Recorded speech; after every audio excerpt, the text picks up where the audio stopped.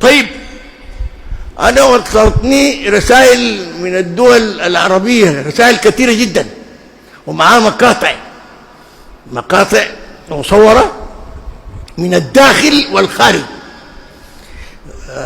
لدرامي سفيه وسخ لا أذكر اسمه. اسمك ما بجيبه لأنك نكره وحقير. وسخ درامي له مسلسل في التلفزيون، ياتوا التلفزيون برضه ما بوريك له.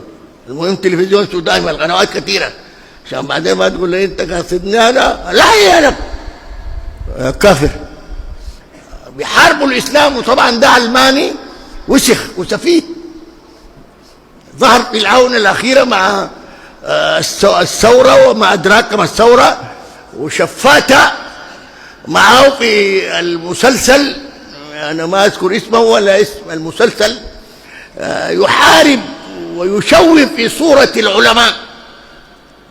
والله صحيح، من خلال المسلسل بيصور، بيعكس صورة يعني سيئة للعلماء، انهم بتاعين شفع عيالاتية بتاعين غملوط، بيعكس صورة زي دي.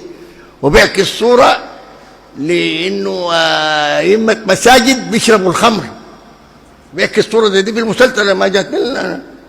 وبيتكلموا في الجيران، وبعدين بيحبوا النسوان، يشغلوا النسوان وبيبخلوا على الخير وبينشروا الشر.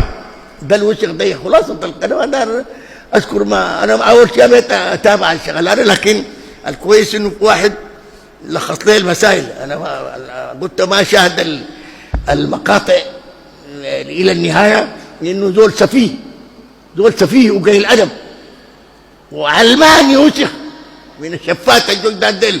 وده طبعا زمنهم الذي قال فيه النبي صلى الله عليه وسلم، يعني زي السافل ده اللي هو بتاع الدراما دي بتاع وعنده قالوا يعني الذين يتابعونه لهم يعني عدد لا يحصى.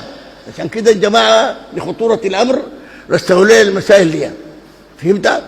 فالنبي صلى الله عليه وسلم اتكلم عن وجود ده زمانهم ذاته.